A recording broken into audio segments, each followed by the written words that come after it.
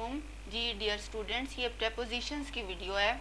अच्छा, मैं आपको इसकी अहमियत बता दूं कि सेकेंड ईयर के स्टूडेंट्स, ख़ास तौर पे जो एफए के स्टूडेंट्स या एफएससी के स्टूडेंट्स हैं, उनका इंग्लिश के पेपर में 5 नंबर का तो आता है क्वेश्चन ऑब्जेक्टिव टाइप में, ठीक है, जिसमें एमसीक्यूज होते हैं और आपने सही प्रेपोजिशन को टिक करना होता है।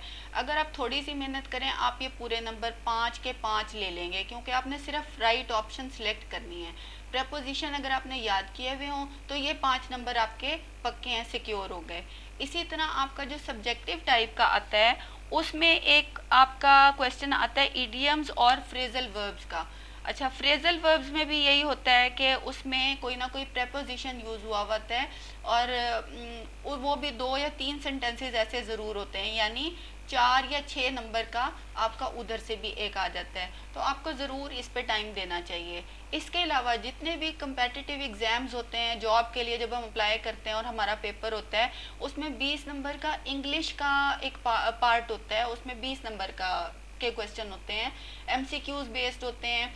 तो उसमें भी प्रेपोजिशन के 4 या 5 ज़रूर होते हैं, ठीक है। उसमें डिफरेंट होंगे, डिफरेंट फॉर्म्स ऑफ वर्ब को आपने टिक करना है, सही करेक्ट फॉर्म ऑफ वर्ब करनी है, प्रेपोजिशंस करने हैं। तो प्रेपोजिशंस उन एग्जाम्स में भी आते हैं। और इसी तरह बीए या बीबीए के स्टूडेंट्स के लिए भी प्रेपोजिशंस इंपॉर्टेंट हैं, इनके पेपर में भी ये आते हैं। तो हम शुरू करते हैं। अच्छा, ये मैंने ली है एक्सरसाइज जो लाहौर बोर्ड का 2013 का ग्रुप 1 का पेपर था, मॉर्निंग का जो पेपर हुआ था, उसमें ये 5 सेंटेंसेस आए थे और ये ऑप्शंस दी हुई थी। तो ये मैंने आपके लिए सिलेक्ट किया है। I am obliged dash you. Oblige के साथ टू का प्रेपोजिशन यूज होता है, टू यूज होता है। आपने याद करना है oblige to, oblige to, oblige to. ऐसे जब आप याद करेंगे तो आपको याद हो जाएगा कि ऑब्लाइज के साथ टू का प्रेपोजिशन यूज होता है। यानी जब हम किसी इंसान के एहसानमंद हो, शुक्रगुजार हो, तो हम कहते हैं I am oblige to you. अच्छा, he did not wait dash me. Options में दी हुई हैं टू, एट, ऑन और for. He did not wait for me, उसने मेरा इंतजार नहीं किया।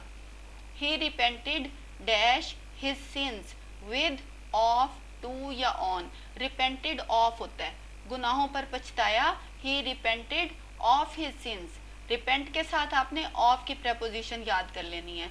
इसी तरह है he is hostile dash well. Well कहते हैं नकाब को, यानी वो लड़कियों के नकाब, जो नकाब करती हैं लड़कियां, वो नकाब के खिलाफ है।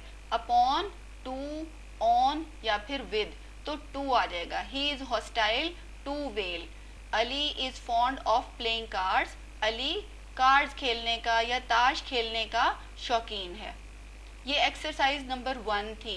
ये एक्सरसाइज नंबर 2 है जो लाहौर बोर्ड का ही 2013 का ग्रुप 2 का पेपर था, उसमें ये एक्सरसाइज आई थी। ही इज सफरिंग डैश मलेरिया। वो मलेरिया, उसे मलेरिया हुआ हुआ है, जैसे हम उर्दू में कहते हैं उसे मलेरिया हुआ हुआ है। He is suffering from malaria. Suffer के साथ फ्रॉम का प्रेपोजिशन यूज होता है। I congratulate you dash your success, on your success. I congratulate you on your success.